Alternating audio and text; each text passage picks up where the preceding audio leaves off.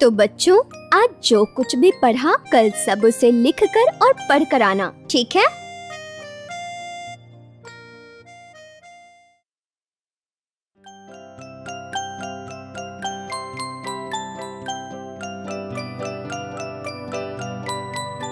दादी माँ, ओ दादी माँ, बताइए तो आज मैं आपके लिए क्या लेकर आई हूँ? अरे बेटा, क्या लेकर आई हो? आपका सबसे पसंदीदा खाना।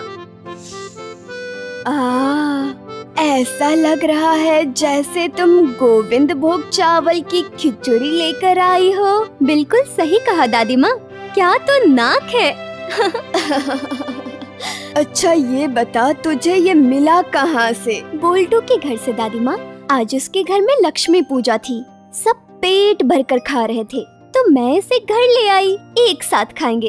अरे एक साथ खाने से क्या तुम्हारा पेट भर जाएगा? बिल्कुल भरेगा। अगर बुढ़िया का पसंदीदा खाना मैंने अकेले ही खा लिया तो फिर मेरा तो पेट ही खराब हो जाएगा। बदमाश लड़की कहीं की। चलिए आ करिए, आ करिए।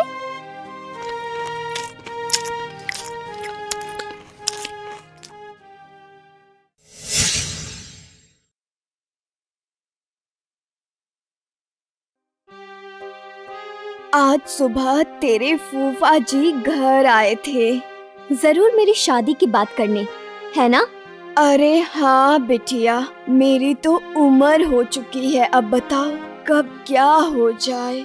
उससे पहले कोई अच्छा लड़का तेरा हाथ थाम ले, तेरा घर संसार अच्छे से बस जाए, तभी तो मेरी आत्मा को शांति मिलेगी। आप ही मेरे माता पिता, आप ही मेरे सब कुछ हो। आपको जिस चीज से शांति मिले मैं वही करूँगी। लेकिन हाँ, मेरी भी एक शर्त है। क्या शर्त? क्या शर्त है बिटिया? शादी के बाद आपको मेरे साथ रहना होगा या फिर मैं आपके साथ रहूंगी। मुद्दे की बात ये है कि मैं आपको छोड़कर कहीं भी नहीं जाऊंगी। बता, ऐसा भी कहीं होता है क्या पगली? इस बुढ़िया को अपने साथ रखकर अपना घर संसार कैसे चलाओगी? तुम अपने पति, बेटे, बेटी के साथ खुशी खुशी घर संभालो, मुझे इसी में शांति मिलेगी बेटा। तो ठीक है, फिर मैं आपको अकेले छोड़कर कहीं नहीं जाऊंगी, ये मैंने बता दिया।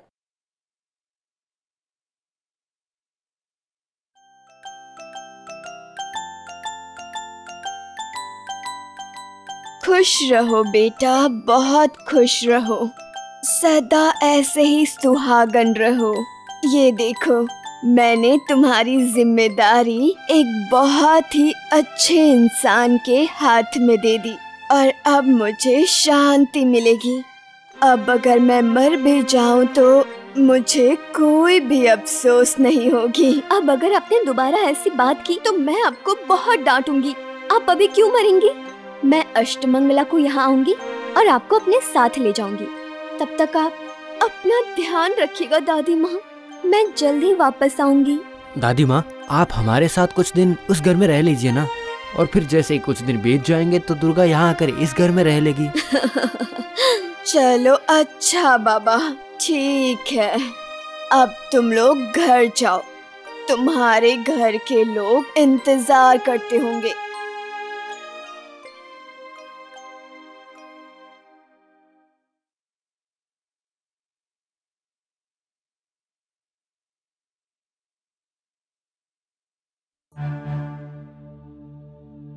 क्यों बेटा, मैं ये सब क्या सुन रही हूँ? बहू अपनी दादी को इस घर में लाने वाली है।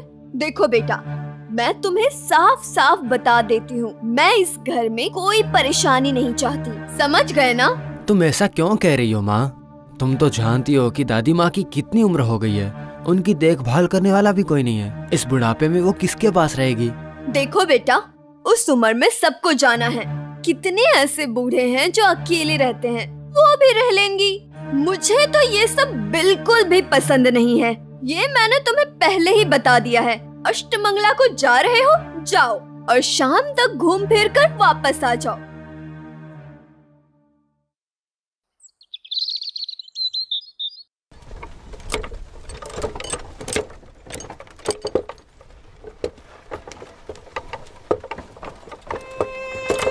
तुम्हें क्या हुआ है? इतनी शांत क्यों हो? ये क्या, तुम्हारी आंखों में आंसू क्यों है? क्या हुआ है दुर्गा? मैंने माँ की सारी बातें सुन ली थी, लेकिन मैंने तो आपको पहले ही कहा था कि दादी माँ मेरे साथ ही जाएंगी, तो फिर अब ये सब क्यों हो रहा है? मैं समझ सकता हूँ कि तुम्हें माँ की बातें सुनकर बुरा लगा होगा। अच्छा, मैं देखता हूँ क्या कर सकते हैं। तुम वो सब मत सोचो, मैं संभाल लूंगा।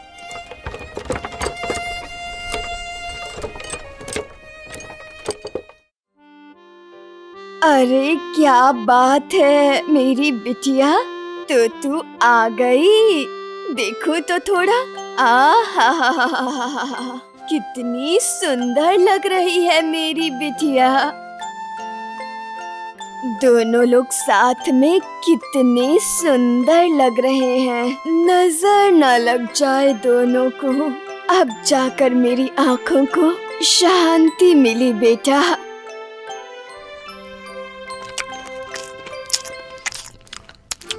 वाह वाह दादी माँ, क्या खाना बनाया है आपने। आपके हाथों में तो जादू है।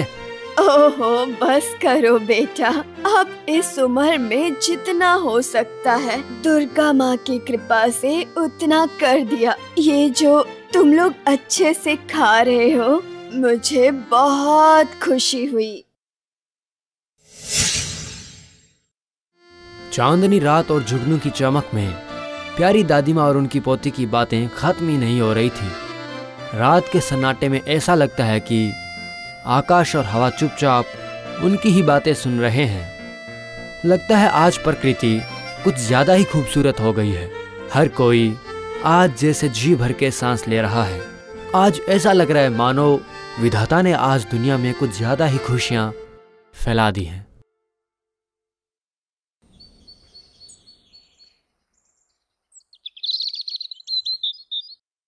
दादी माँ, क्या बात है? आज तो आप बहुत देर तक सो रही हैं।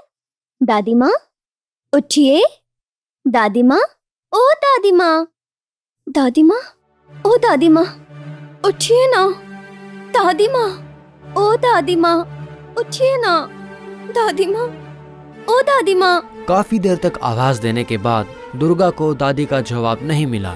दुर्गा दादी के शरीर को छूकर उन्हें बुलाने की कोशिश करती है। तभी वो देखती है कि दादी का शरीर ठंडा पड़ गया है। दुर्गा के मन में आशंका होती है तो वो बाहर जाती है और जगदीश को बुलाती है।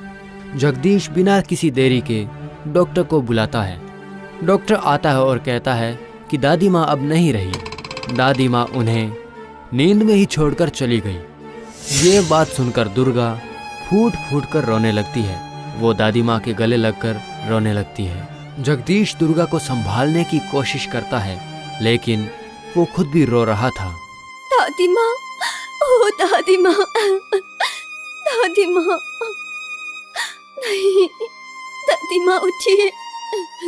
दादी माँ, रो मत बेटा दुर्गा, तुम्हारी दादी माँ खुश है। वो खुशी खुशी स्वर्ग चली गई, तुम्हारी शादी कर दी, वो भी इतने अच्छे लड़के से। तुम लोगों को अपने हाथ से खाना बनाकर खिलाया, तुम लोगों को आशीर्वाद देकर गई है। वो बिना किसी कष्ट के इस संसार से चली गई। ये तो अच्छी बात है।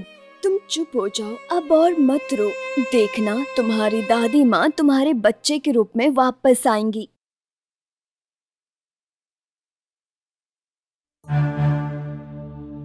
सुनो बेटा, वो स्वर्ग जा रही हैं, अच्छी बात है। भगवान उनकी आत्मा को शांति दे। लेकिन तुम्हें एक बात बता दूं, तुम्हें मुखाग्नि देने की कोई जरूरत नहीं है। तुम्हारी अभी नई नई शादी हुई है, ये सब करने की जरूरत नहीं है। आसपास के किसी लड़के को देखकर उनका मुखाग्नि करवा दो। मेरी दादी माँ को मुखाग्नि मैं दूंगी।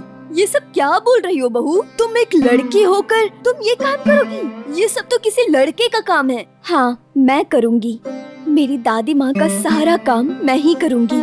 मेरी दादी माँ के लिए बेटा बेटी दोनों मैं ही थी, और एक लड़का और लड़की में अंतर आप कर सकती हैं। मेरी दादी माँ ने कभी नहीं किया। क्या तुम बोलना क्या चाहती हो बहू? हाँ, मुझे माफ कर दीजिए माँ, लेकिन मैं सच बोल रही हूँ। अच्छा आप बताइए, अगर आपका लड़का नहीं होता और बस एक लड़की होती, तब आप क्या करती माँ? तब क्या आप उसे प्यार से नहीं पालती? हमारे समाज में लड़का और लड़की में भेदभाव हमने खुद ही उत्पन्न किया है। जितने नियम हैं वो हम सब ने मिलकर बनाए हैं। बेटी को अपने पास रखा जाता है और बेटियों को उन्हें विदा कर दिया जाता है किसी और के घर को अपने प्यार से अपना घर बनाने के लिए। तो फिर आप ही बताइए माँ, लड़की होके मैं मुखाग्नि क्यों नहीं दे सकती? मेरी दादी माँ ने कभी भेदभाव नहीं किया, मैं भी नहीं करूँगी। मेरी दादी माँ तो मेरी प्यारी दादी माँ थी। अगर ये मुखाग्नि नहीं करना चाहते तो कोई बात नहीं है, लेकिन मैं ये काम करूँगी। अगर इससे आपका अनादर होता है तो आप मुझे माफ कर दीजिए। दुर्गा, तुम बिना किसी संकोच के ये काम करो। तुम्हारी दादी माँ पर सबसे ज्यादा अधिकार तुम्हारा ही है।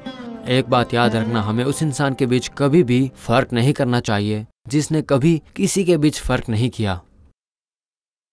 इसके बाद दुर्गा दादी माँ को ले जाने के लिए व्यवस्था करती है।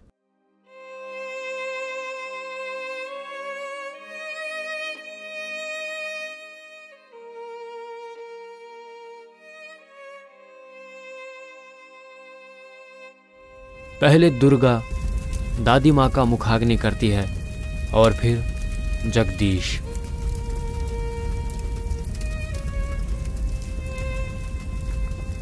दुर्गा की आंखों से टप टप करके आंसू गिर रहे थे।